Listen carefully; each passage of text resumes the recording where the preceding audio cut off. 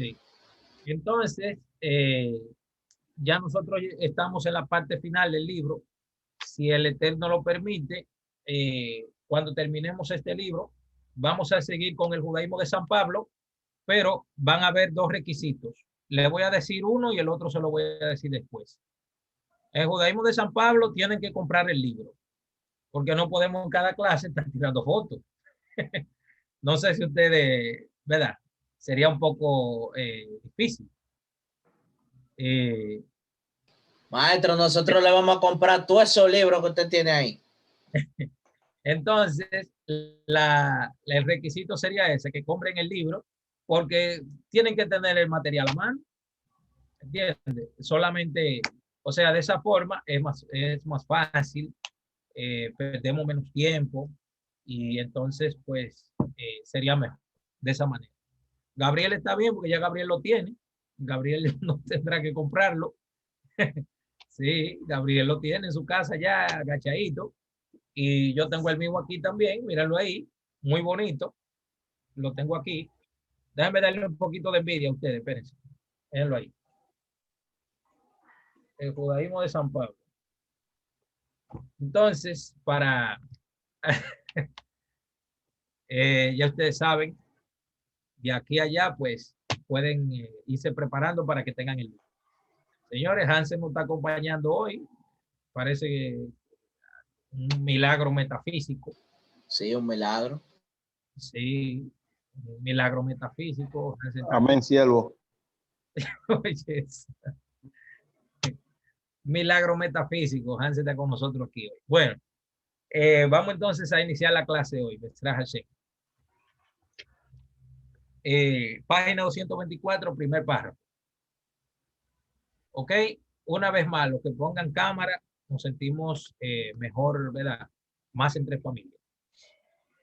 Bueno, los que no han estado en esta clase, les resultaría un poquito difícil ponerse a la corriente, o sea, en la línea que vamos, pero más o menos pueden entender algo. Dice así, ¿quién está leyendo? Díganme ver quién está leyendo junto conmigo. ¿Quiénes tienen la lectura más? José. Yo. Perla también. José, lea el primer párrafo, por favor. Excelente, excelente. Dale para allá. Tengo que aprenderme la oración en hebreo, no la puedo decir ahora. Ello implicaba también que las primeras comunidades cristianas de los siglos I y II tampoco modificaron el calendario hebreo hasta el siglo III. Y una de las razones por las cuales se abandonó dicho calendario fue justamente la problemática de depender de las fechas del calendario judío para estructurar una nueva religión. Si se pretendía conmemorar, subraye eso, una nueva religión. Si se pretendía conmemorar otro tipo de simbolismo y además expandir el cristianismo en Occidente, había que abandonar el calendario hebraico y ajustarse al calendario romano. Ven, miren, si nosotros no nos detenemos a analizar este texto, nos vamos a estar perdiendo una amplia gama de información y sobre todo, muy importante. Fíjense los puntos que están señalados aquí. Ello implicaba que las primeras comunidades cristianas de los siglos I y II, dice, tampoco modificaron el calendario hebreo hasta el siglo III. O sea, que ellos estuvieron ajustados al anuario judío, al calendario judío, al calendario hebreo, a lo largo de 2 siglos. ¿Entiende? A lo largo de 2 siglos. Una de las razones por las cuales se abandonó dicho calendario fue justamente por la problemática. Oye, ya no lo veían como una bendición de celebrar festividades al Eterno. No, no, ya no lo veían así. Lo veían como una problemática, porque ellos querían separarse a toda costa del calendario hebreo, porque eso implicaba que tenían que depender de los rabinos para hacerle preguntas de cuáles eran las fechas de las festividades. Ok. Entonces dice, una de las razones por las cuales abandonó dicho calendario fue justamente la problemática de depender de las fechas del calendario hebreo para estructurar una nueva religión, porque el calendario hebreo y el calendario pagano, en este caso, resulta contundente, porque entonces, ¿cómo es posible que nosotros estamos siguiendo unas festividades de otro calendario de otro país? Por ejemplo, en el caso nuestro, que estamos en el exilio aquí y estamos fuera de Israel, pero nosotros dependemos, los que estamos fuera de Israel, dependemos del calendario hebreo para celebrar una festividad. ¿Entiendes? Cuando llega a Pesach, cuando llega, por ejemplo, cualquier festividad, Israel nos lleva a nosotros 6 horas y 47 minutos aproximadamente de diferencia. Son casi 7 horas de diferencia. O sea que cuando nosotros recibimos el Shabbat aquí, ya en Israel hace casi 7 horas que lo recibieron. ¿Entiendes? Ya hace casi 7 horas que ellos entraron en Shabbat. Y, y la fiesta también.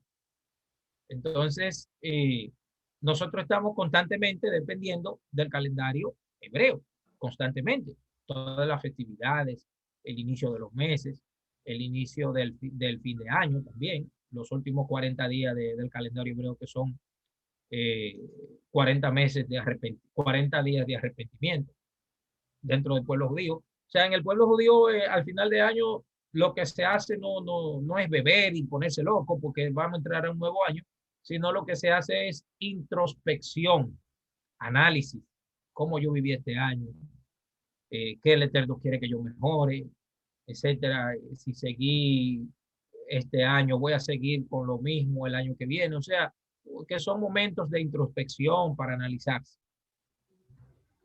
Entonces, tienen que alejarse del calendario hebreo para estructurar una nueva religión conforme a su propio calendario y a sus propias festividades paganas, porque eso fue lo que hicieron. Se salieron del calendario hebreo y se adaptaron al calendario romano. Estas comunidades cristianas que en los primeros 2 siglos no estaban separadas del calendario hebreo. Si se pretendía conmemorar otro tipo de simbolismo y además expandir el cristianismo en Occidente, había que abandonar el calendario hebraico y ajustarse al calendario romano. Por eso es que cuando nosotros analizamos todas las festividades paganas, que tiene el calendario gregoriano, nosotros no le hacemos caso a eso, porque nosotros sabemos lo que hay detrás de ese calendario y no nos importa en realidad lo que Navidad. ¿Cómo es, Víctor? No está hablando en lengua, no se entiende nada, Víctor. Cuidado. Entonces, nosotros no le hacemos caso a nada de eso, no, que el 14 de febrero, que sé yo cuánto, que sé yo el otro, nada de eso. Se está colando por ahí un audio. Bueno, y entonces decidieron ajustarse al calendario romano, así de simple. Nos salimos del calendario, vamos a decir, del pueblo hebreo, el calendario judío, de las consagraciones, de las convocaciones, de las reuniones, de toda la cosa sagrada que ordenó Hashem, y entonces se adaptan a otro calendario que no tiene nada que ver con las escrituras. Porque resulta interesante que ninguna festividad que se celebra en el calendario gregoriano, ninguna tiene nada que ver con la Biblia, con la Torá. Usted la analiza desde la primera hasta la última fiesta y ninguna no está ni remotamente cerca a las festividades bíblicas. No hay nada. Está todo separado totalmente. Todo está tergiversado. Son copias baratas. Absolutamente todo. Es de lamentar que pocos autores no visualicen la importancia, oye lo que dice el doctor Savanti, Es de lamentar que pocos autores no visualicen la importancia de la querella pascual, ya que durante estos últimos 50 años, dice,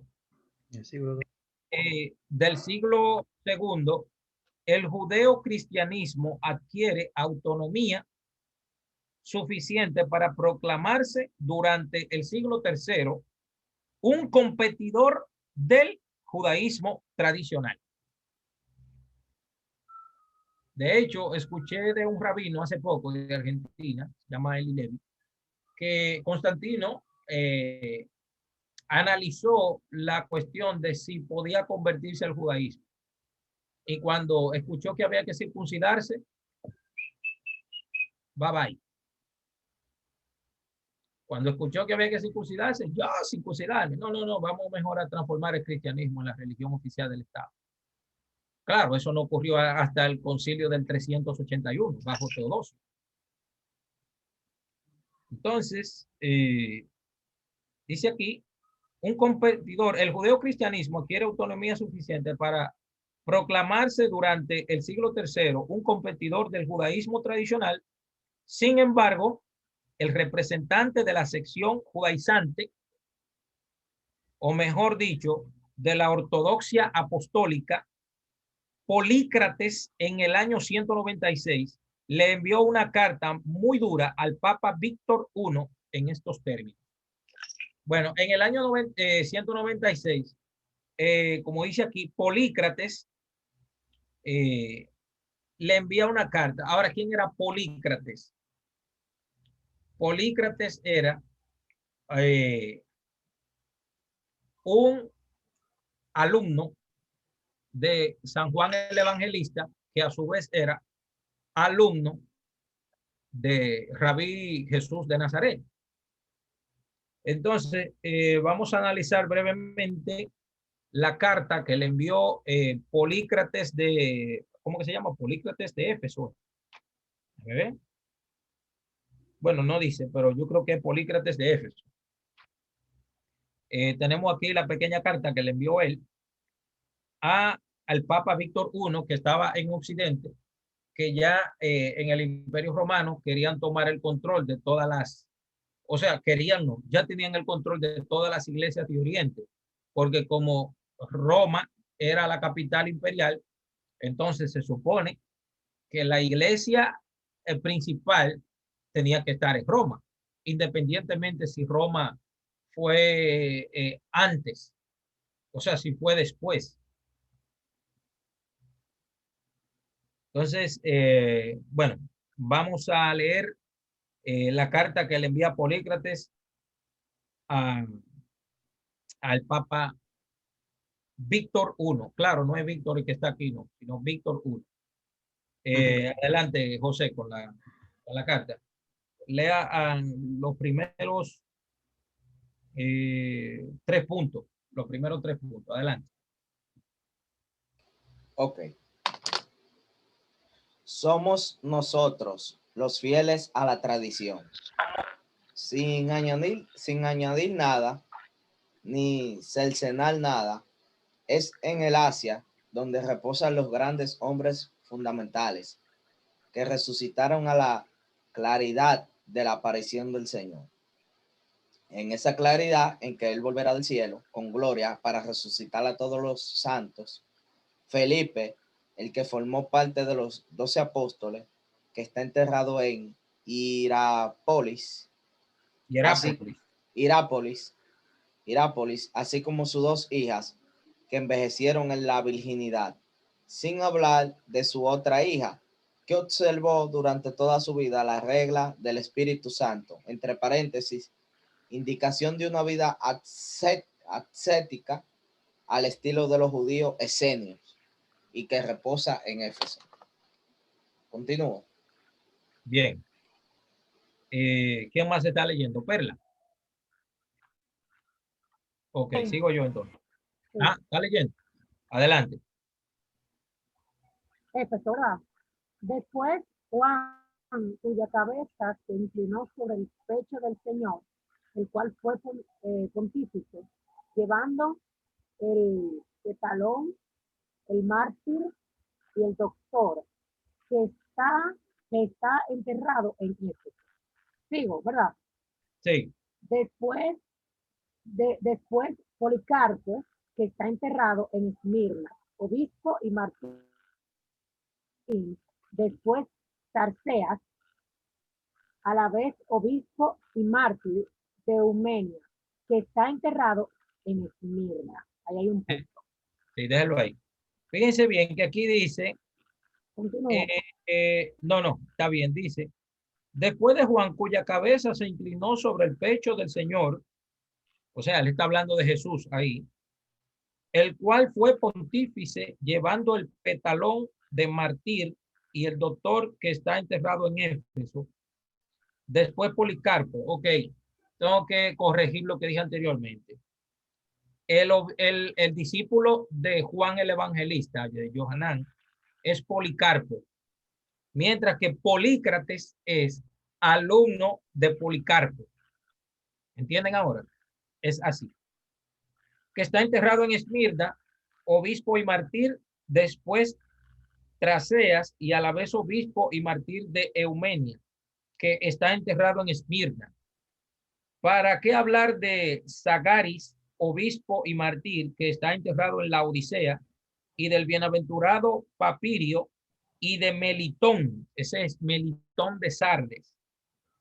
El santo Eunuco, oiga eso, estas son las raíces de lo que se conoce hoy en día en el catolicismo romano como, ¿cómo que se llama? Cuando los sacerdotes no se casan, ¿cómo que se le llama eso? El, la idea, acuérdenme. Celibato. El celibato. Celibato. El celibato, el celibato, exactamente. Presbítero. No, eso es otra cosa. Pero esas son las raíces de celibato. Pero la raíz del celibato está mucho más atrás en la tradición judía. Bueno, exactamente en la Torá. ¿Recuerdan los votos nazareos? Los votos nazareos que se autoimponían algunas reglas. Entonces, esa es una de las razones también que ellos exageraron esa práctica judía y de ahí crearon también el celibato. Entonces dice aquí, el santo eunuco que observó las reglas del Espíritu Santo, ya cuando ellos hablan aquí del Espíritu Santo, ellos no están hablando de un nivel profético, que se sepa eso. Ellos están hablando de la Trinidad. ¿Entienden? No están hablando de un nivel profético ni nada por el estilo. El cual reposa en Sardes. Dice aquí que la regla del Espíritu Santo, el cual reposa en Sardes. El Espíritu Santo no reposa en Sardes. La presencia divina reposa en todo el mundo. En todo el sitio, en todo el mundo. Toda la tierra está llena de la presencia divina. Si alguna parte de la presencia divina no existiera en un lugar, ¿qué sucedería? ¿Qué sucedería con ese lugar? Estuviera muerta. Muerto no existiera ni siquiera. Bueno, sí. Ni siquiera existiría.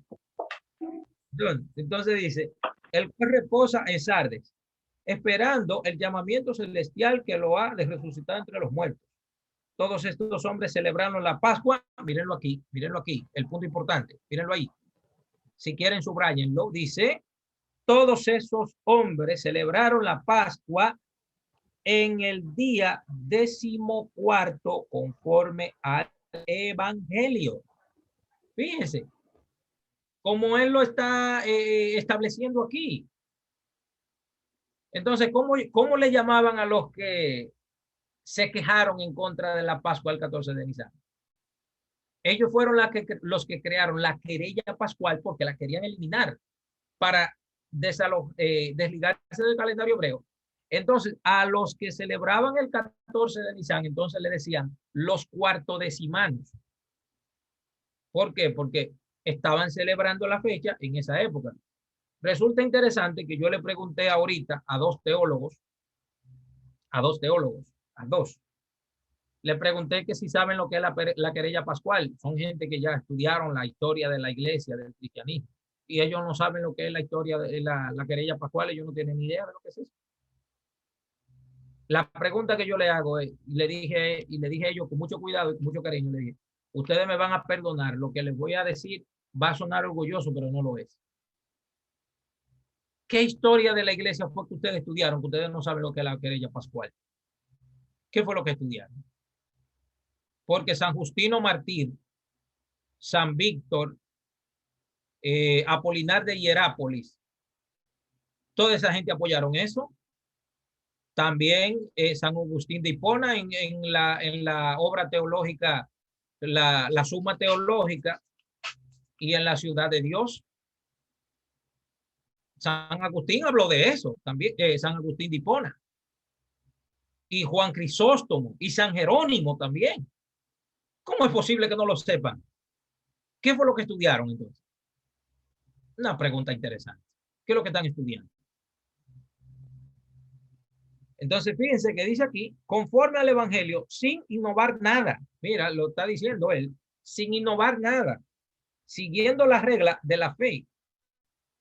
Y yo también, yo he hecho lo mismo. Yo, Polícrates, el más pequeño de nosotros, conforme a la tradición de mis padres, todos los cuales han sido mis maestros, porque ha habido 7 obispos en mi familia y yo soy el 8º. Oye lo que dice él. Y todos esos parientes venerados solemnizaban el día en que el pueblo comenzaba a aprovecharse de la levadura. Yo pues, hermanos míos, que cuento con 75 años, nació en el año 131, dice ahí, y su niñez transcurrió bajo la sublevación judía de Bar Kokhba aproximadamente. ¿Recuerdan cuando hablamos de la guerra judía del 132 al 135? Cuando se levantó Rabbi Akiva y dijo que Bar Kokhba era el Mashiach. Que he conversado con los hermanos del mundo entero y que he leído de un cabo al otro la Santa Escritura. Claro, cuando él habla de Santa Escritura aquí no se refiere al Nuevo Testamento. Eso hay que tenerlo también pendiente, que señores, pero resulta interesante que en las propias escrituras a la Biblia no se le llama Biblia. ¿Se han hecho ustedes esa pregunta? A la Biblia se le llama en las escrituras Kitbe Kodesh, Santas Escrituras, específicamente en el Nuevo Testamento. Específicamente, Jesús no dijo, dice la Biblia. Jesús dijo, está escrito en la Torá y en los profetas y en los salmos. Eso fue Jesús que lo dijo. Lo que no entiendo es cómo que la gente no copian a Jesús, sino que copian a otra gente que no fue Jesús. Le hago yo entonces la pregunta a ustedes. ¿Están siguiendo ustedes la enseñanza de Yehoshua? ¿Sí o no? ¿La están siguiendo? ¿Sí o no? Vamos a ver. ¿Se va a quedar todo el mundo callado? No. Mi amor. No, ¿Están siguiendo la enseñanza de Yehoshua? ¿Sí o no? no. Mi maestro, estoy empezando. Claro, porque si digo que no, también me crucifico porque yo estoy aquí. Porque quiero hacerlo No, porque bien. no es de nosotros que él habla, él está hablando. La doctora Aida siempre ilustrándonos. ¿Entiendes? Dios mío. Yehoshua mencionaba, Pablo no decía, dice la Biblia. Pablo no decía eso. Pablo decía, Kitbe Kodesh, Santas Escrituras. En ningún momento decían Biblia ni nada por el estilo. Y Yehoshua decía claramente, escudriñen las Escrituras. O sea, no está hablando de Biblia por ningún lado. ¿De qué Biblia que me están hablando a mí? O sea, nosotros los judíos estamos copiando más al Nuevo Testamento que los propios cristianos. Yo no entiendo eso. ¿Cómo es posible? Que yo, que no soy cristiano ni soy mesiánico, yo hablo más como los personajes del Nuevo Testamento que los que sí siguen el Nuevo Testamento. Yo no entiendo eso. ¿Y cómo es eso? Denme una explicación lógica, que no le encuentro. Denme una explicación lógica. Busquen la palabra escritura en la Biblia Reina Valera, a ver cuántas veces va a aparecer. Déjame ver. ¿Cuántos resultados tengo? Déjame ver. Si alguien lo puede hacer más rápido que yo, adelante. La palabra escritura en el Nuevo Testamento, escrituras, póngalo escrituras.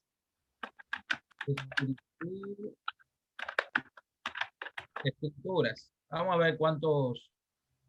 Y mira, y solamente en el Nuevo Testamento aparece 23 veces. solamente en el Nuevo Testamento. Lo interesante es que en ninguna de esas ocasiones se refiere al Nuevo Testamento. En ninguna de esas ocasiones se refiere al Nuevo Testamento.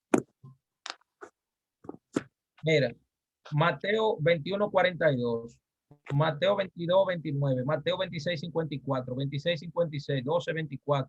Digo, ese es Marco. 14:49. Mira, mira, mira. Y en ningún momento se refiere, el último que tengo es Pedro. Ahí, primera de Pedro 3:16. Pero Aridio, dele a entrar porque sí, dele a entrar para yo aceptarlo. Además, no necesita aprobación, él puede entrar derecho.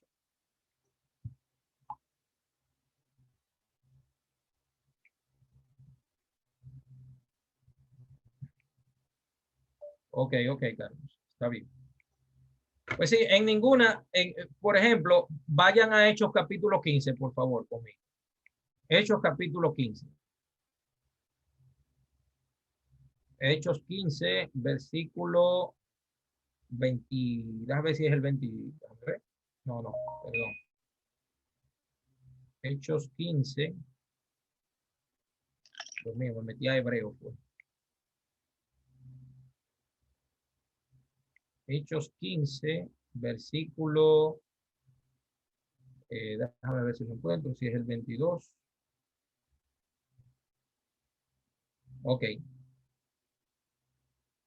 Hechos 15, 21, dice de la siguiente manera. Porque Moisés desde tiempos antiguos tiene en cada sinagoga, que lo predica en las sinagogas, que es leído cada día de reposo. Fíjense lo que dice ahí. Fíjense lo que dice ahí. Dice, porque a Moisés tiene desde tiempos antiguos en cada ciudad quien lo predique en las sinagogas. No dice en las iglesias. Y dice también que es leído cada día de reposo. ¿Dónde está el domingo aquí? En este texto. Ahora, cuando dice, porque a Moisés tienen desde tiempo antiguo que le enseñe. Cuando dice que tiene a Moisés, ¿de qué escritura que estamos hablando aquí? Se van a quedar callados. Increíble, increíble, porque aquí, donde yo estoy leyendo, donde yo estoy leyendo, tiene una A en la palabra de reposo, como un pie de página. Y cuando le doy al pie de página, dice, aquí equivale a sábado. Ajá, mírenlo. Entonces, aquí en el primer concilio de Jerusalén, no hay nadie que no sea judío en el primer concilio. No hay nadie que no sea judío. Entonces, en el cuarto concilio, digo, déjame ver, en el cuarto, el concilio de Hechos 15 son todos judíos, todos, no hay ningún cristiano, todos son judíos. Pero en el concilio de Nicea no hay ni un judío, todos son cristianos. Pero ¿cómo es eso? Yo no entiendo eso. En el primer concilio de Jerusalén son todos judíos. Óigame bien, son todos judíos, no hay ni un gentil. Pero en el concilio de Nicea no hay ni un judío, todos son gentiles. ¿Qué cambio es? Yo no entiendo. Es una dicotomía lo que hay. O sea, uno va para acá y el otro va para allá. En el primer concilio no hay ni un cristiano. En el segundo concilio no hay ni un judío. ¿Y cómo es eso? Yo no entiendo.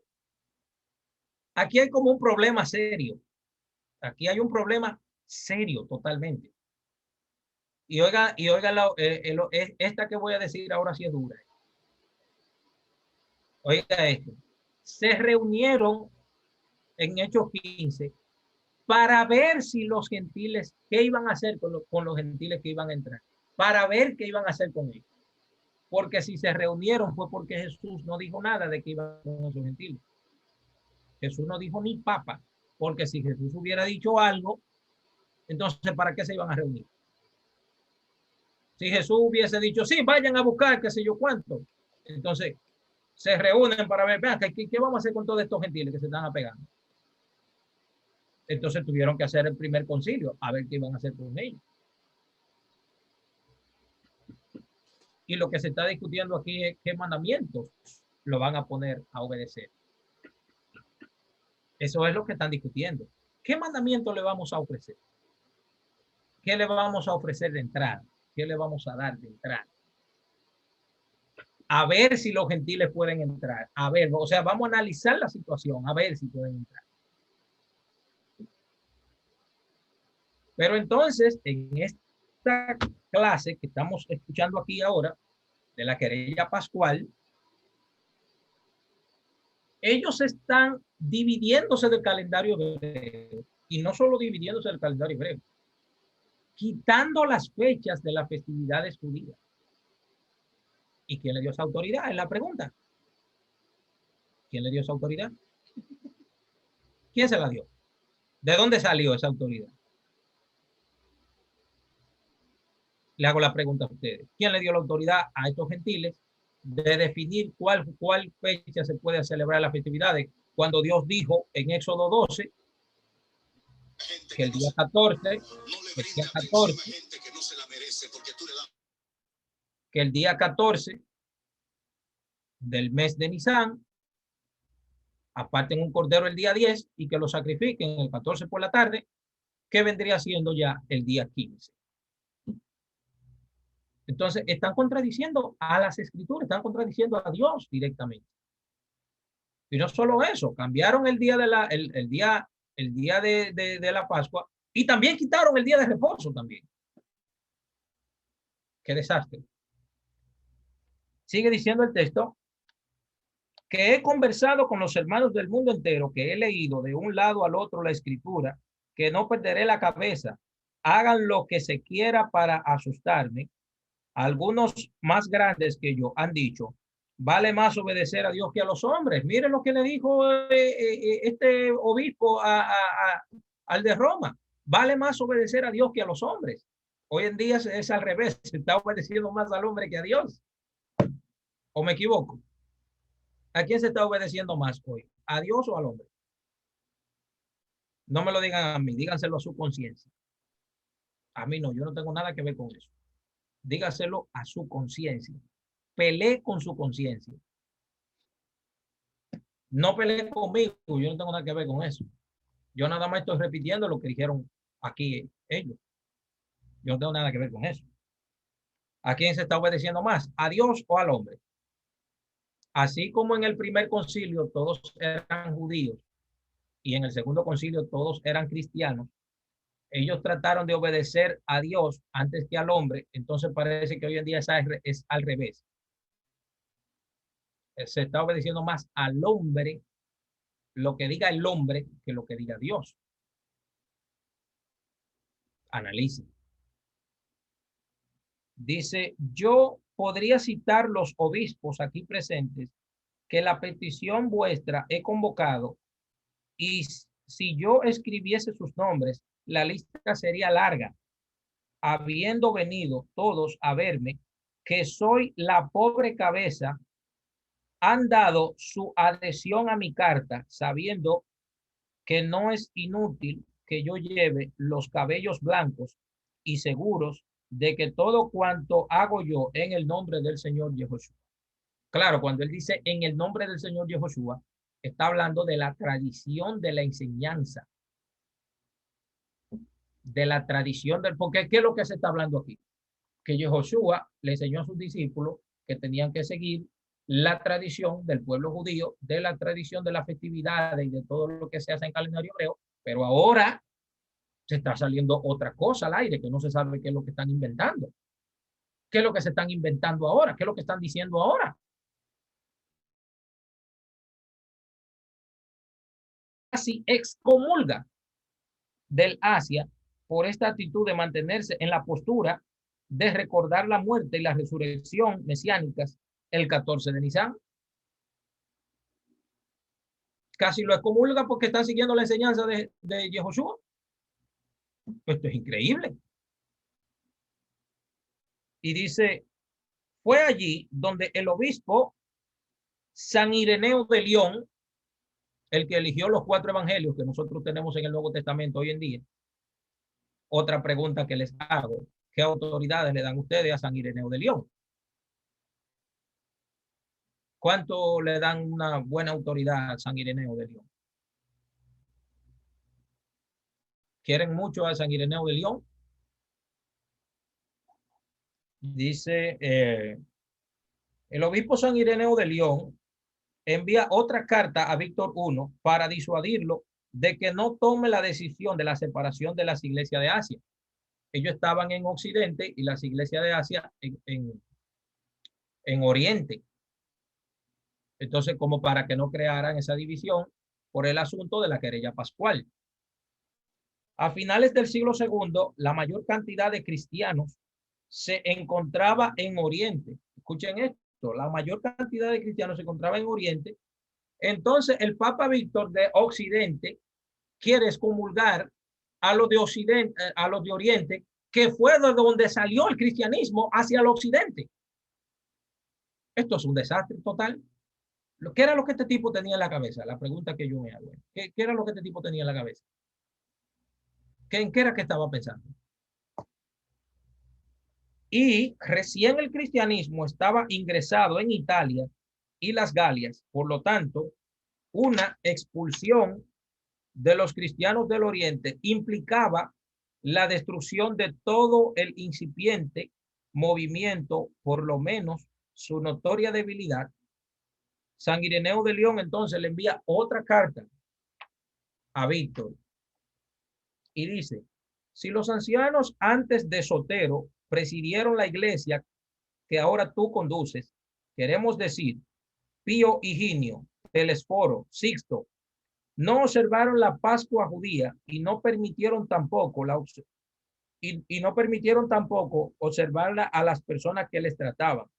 A pesar de no observarla de ninguna manera, ellos no guardaban menos la paz con los miembros de las iglesias que la observaban.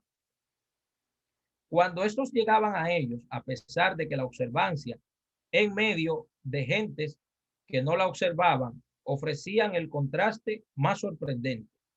Jamás fue alguno rechazado por este motivo. Antes, por el contrario, los antiguos que te han precedido, los cuales, repito, no la observaban y enviaban la Eucaristía a las iglesias que la observaban. Y cuando el bienaventurado Policarpo vino a Roma bajo Aniceto, los dos se dieron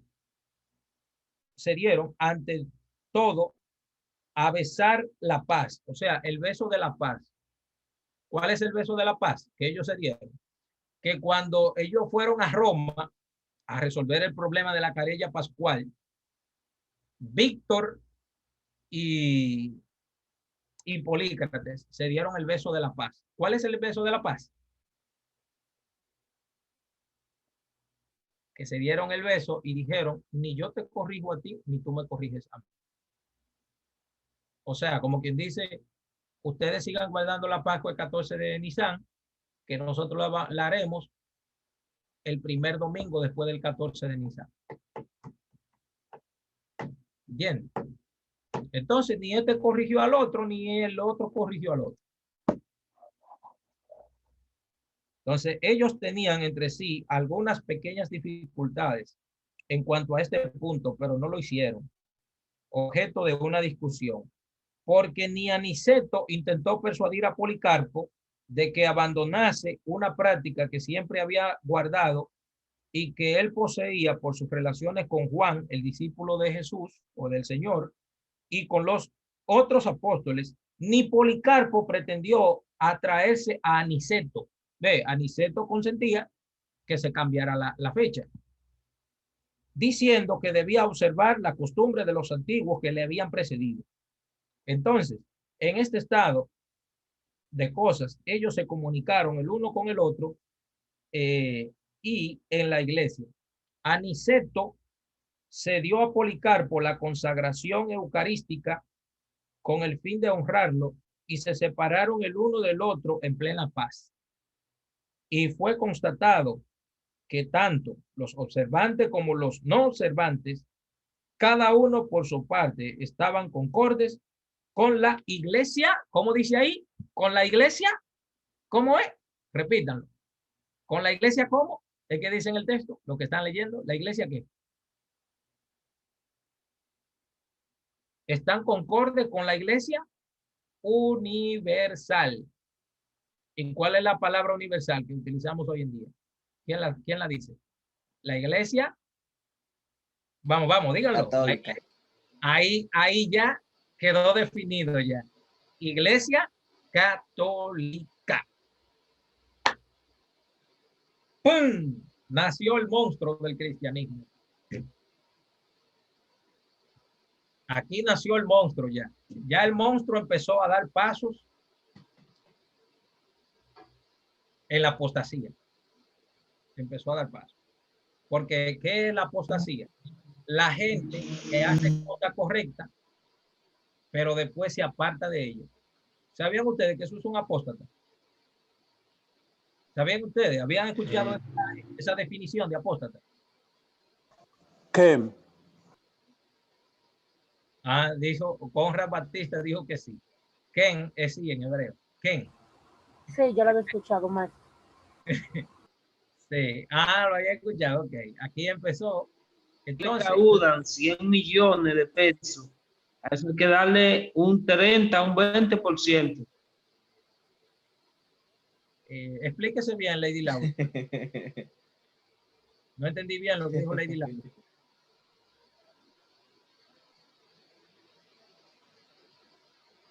Bueno, seguimos entonces.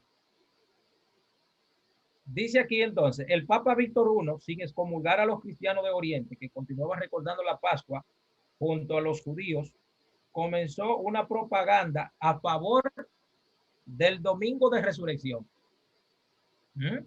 El Papa comenzó entonces una propaganda del domingo de resurrección. ¿A qué le suena esto? Le suena a Semana Santa, ¿verdad? El domingo de resurrección. No, la mente como que no se va para allá, como para la Semana Santa, vaya. El domingo de resurrección, como que se va yendo como del lado para allá. Suena como a catolicismo puro, catolicismo romano. Suena así, ¿verdad? Católico romano. Lo grande es que hay cristianos de todas las denominaciones celebrando Semana Santa y Navidad. Cristianos de todas las índoles. La pregunta que yo me hago, digo yo, pero ¿qué es lo que estudian? ¿Qué es lo que están estudiando? ¿Qué es lo que estudian? Mientras que los cristianos de Oriente, al mando de Polícrates, realizaban también su propia propaganda diciendo que el Señor y sus apóstoles recordaban la Pascua en la misma fecha judía. Pero que eso es llover sobre mojado, eso no hay ni siquiera que decirlo. Eso ni siquiera que decirlo. Los defensores de la antigua tradición cristiana quedaron declarados como herejes. Escuchen esto.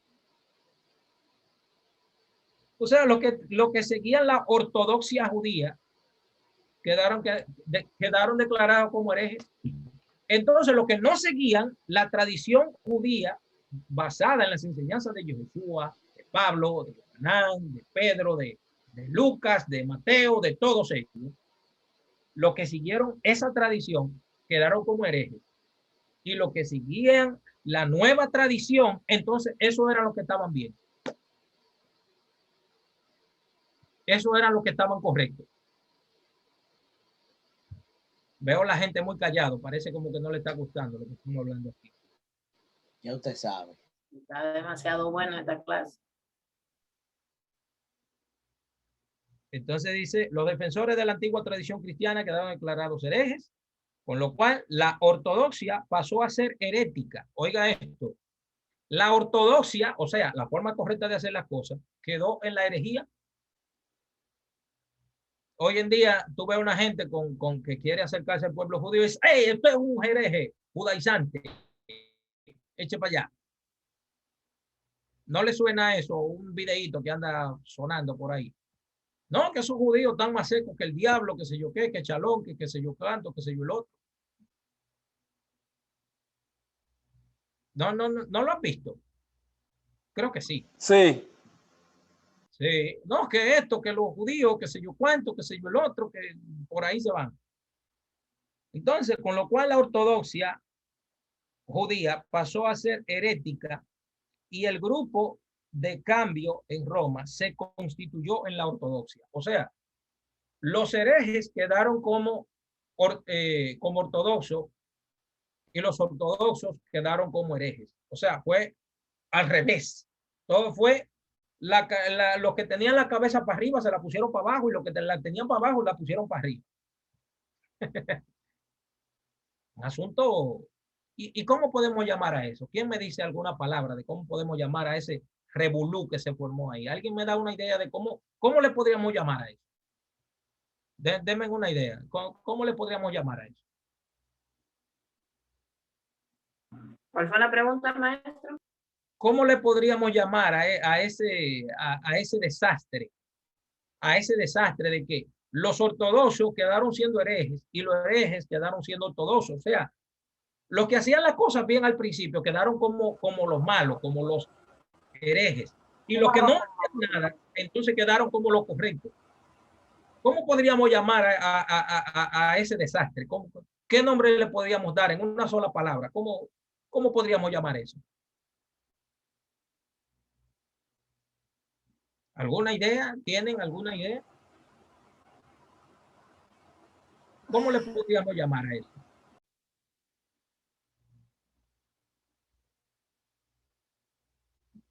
Entonces, mira cómo el texto lo llama aquí ahora. Los cristianos cuartodecimanos, oye cómo le llaman ahora.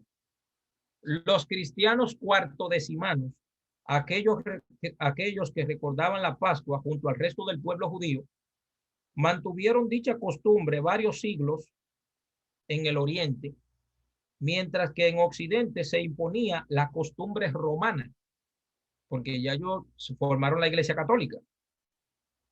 Hay un dato interesante de la carta de Ireneo de León a Víctor I, y es el párrafo que dice: si los ancianos que antes de Sotero presidieron la iglesia que tú ahora conduces, queremos decir Pío, Higinio, Telesforo, Sixto, no observaron la Pascua judía.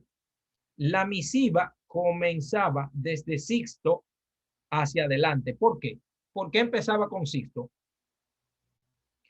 Todos estos papas no observaron la Pascua judía en el 14 de Nisan.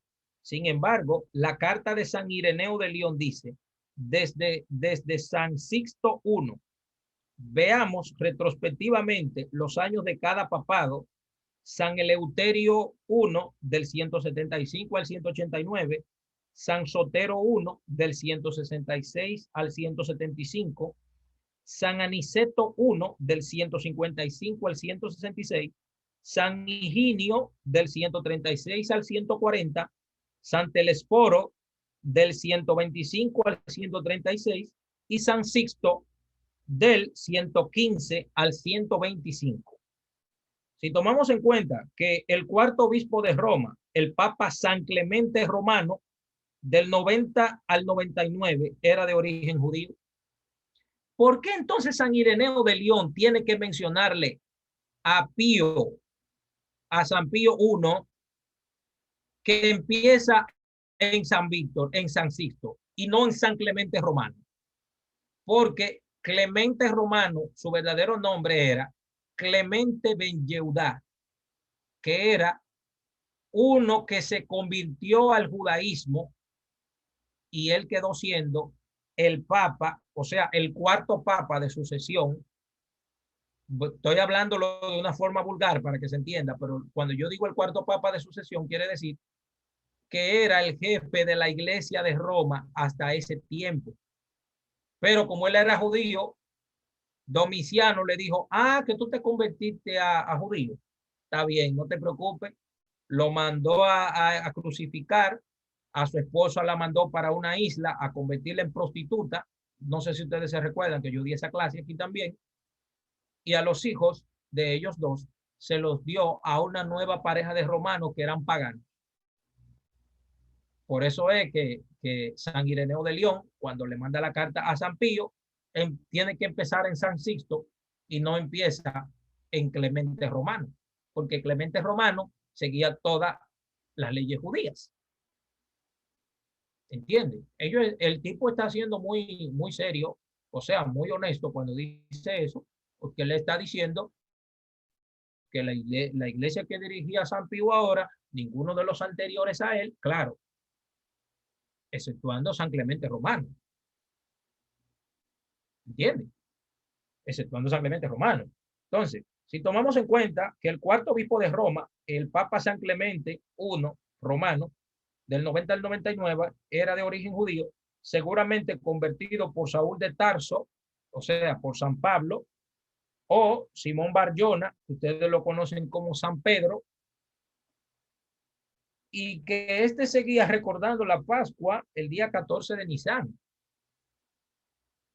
Queda un momento donde la comunidad judeocristiana de Roma modifica la tradición del 14 de Nisan, y es seguramente en los papados de Evaristo del 99 al 107, o sea, San Evaristo, y Alejandro I del 107 al 115, o San Alejandro.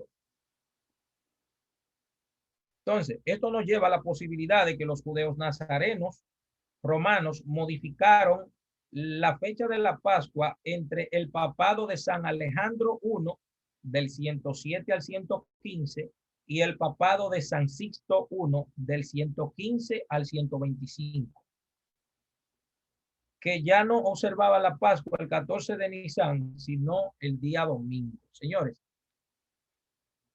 los de Occidente fueron los primeros en cambiar tanto el día de reposo, el Shabbat, como leímos en Hechos capítulo 15, y también cambiaron la fecha pascual. Ellos fueron los primeros, pero los cristianos de Oriente entonces no siguieron esa tradición. Los cristianos de Oriente permanecieron firmes en las enseñanzas. Claro, ellos solamente celebraron la Pascua aproximadamente hasta el año 367, aproximadamente. De ahí en adelante, los cristianos de Oriente, o sea, los que eran descendientes de Polícrates de Éfeso y de San Policarpo de Esmirna,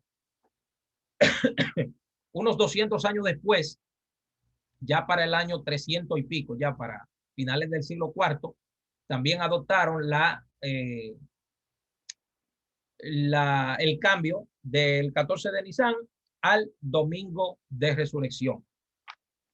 Por lo tanto, podemos decir que para el 115, todo el judeocristianismo observaba la Pascua como el judaísmo tradicional, que los judeos nazarenos romanos bajo San Sixto I del 15 al 25 la llevaron al día domingo, y que desde el 55, o sea, el 155, los judeos nazarenos o cristianos romanos pretendieron que todo el cómputo del nazareísmo o cristianismo cambiara la fecha hebrea. O sea, apenas habían pasado ¿cuántos años después de Jesús?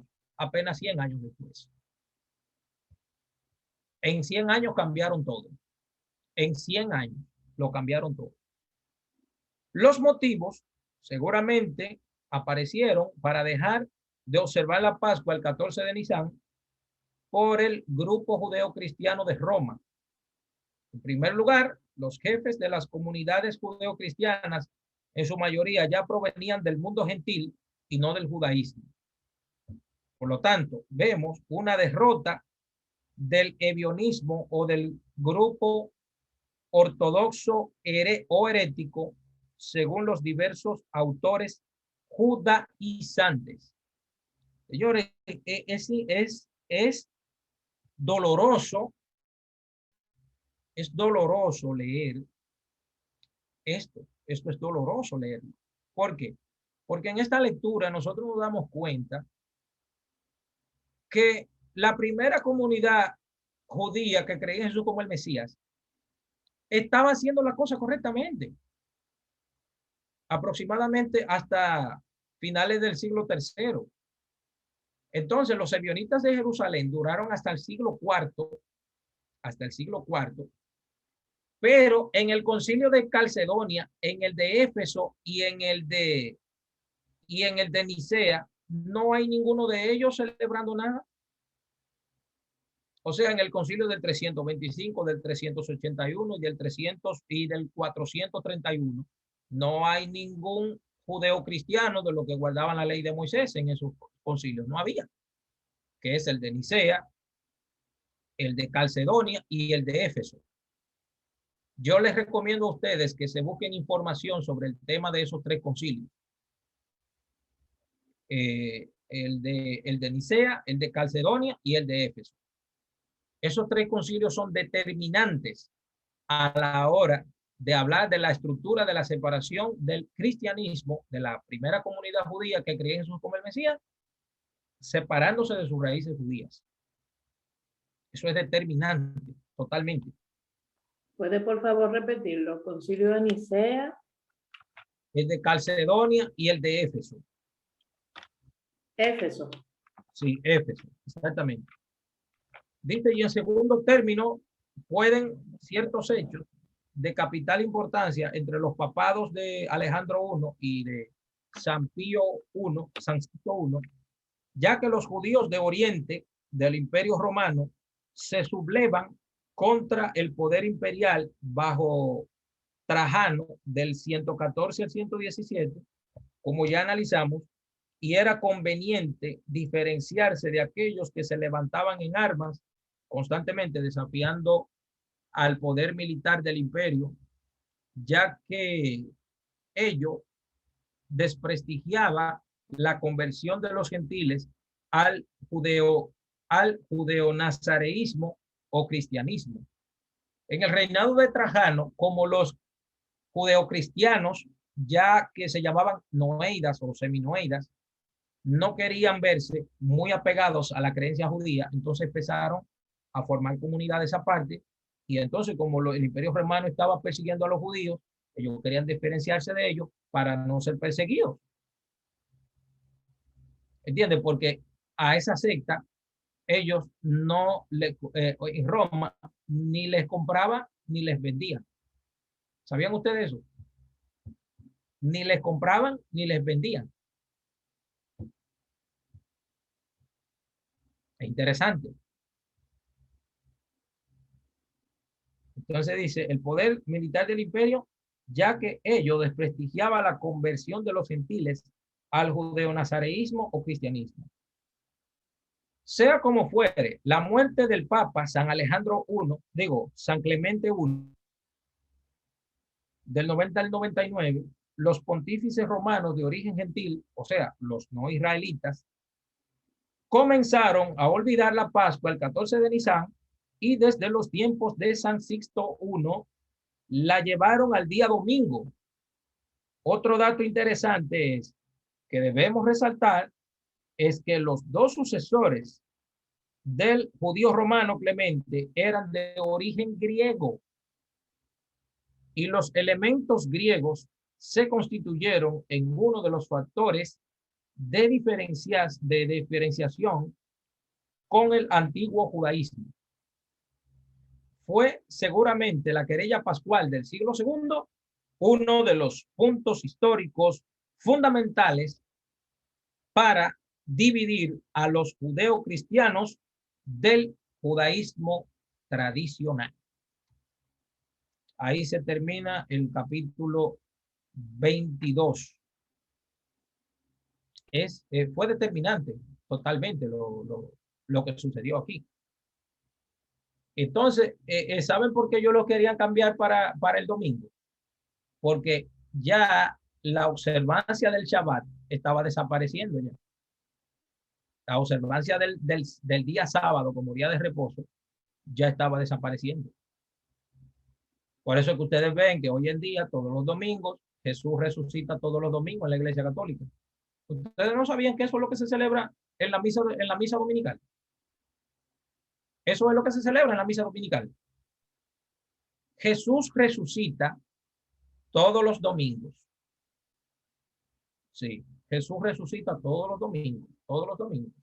Todos los domingos lo matan porque ellos se comen la sangre. Acuérdense que en la doctrina católica de la transustanciación, el vino, óigame bien, en la mentalidad católica, el vino es exactamente la sangre de Jesús. Y el pan es literalmente el cuerpo. Literalmente, cuando ellos se comen la hostia, ellos dicen que ellos están comiendo el cuerpo de Jesús. Y cuando ellos se toman el vino, ellos dicen que literalmente se están bebiendo la sangre de Jesús. En la mentalidad católica. Dice Aida, de lunes a sábado, desacatado, y el domingo sentado escuchando la liturgia. Claro que sí, así mismo es. Exactamente, porque el tipo lo matan y lo resucitan todos los domingos, toda la semana. Porque ellos pusieron un versículo en el Nuevo Testamento que dice, que ponen a Jesús diciendo que coman su carne y beban su sangre. Sí, sí, ellos ponen eso ahí. De esa manera, los católicos toman eso, bueno, lo agregan y lo ponen de manera literalmente. Pero en los libros, en los orígenes hebreos y eso no existe, eso fue creado, ese versículo. No, en los manuscritos originales, el problema es que eso se encuentra en el Evangelio según San Juan. Ese es el problema. Entonces, el Evangelio de Juan es el evangelio más distorsionado de los 4 evangelios. Ese es el problema. El más distorsionado de todos los evangelios es el de Juan. Ahí es que ellos han metido más la mano de todo. Ahí es que han hecho la cosa peor. Señores, vamos a entrar al capítulo 23, que todavía nos queda tiempo. Nos quedan todavía media hora de clases.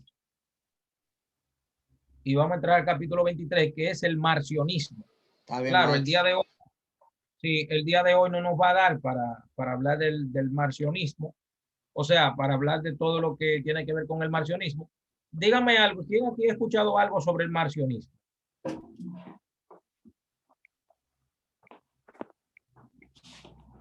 ¿Sí? ¿Alguien ha escuchado algo sobre el marcionismo?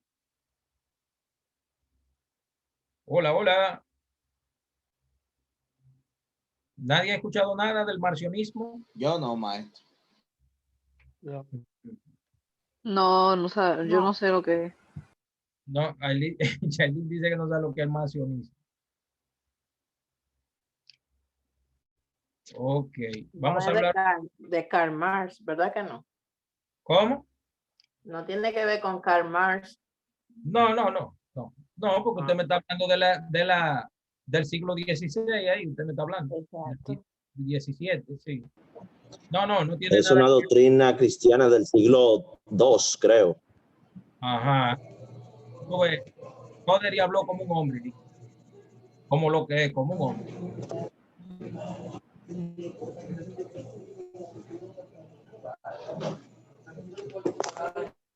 Pero se me frizó.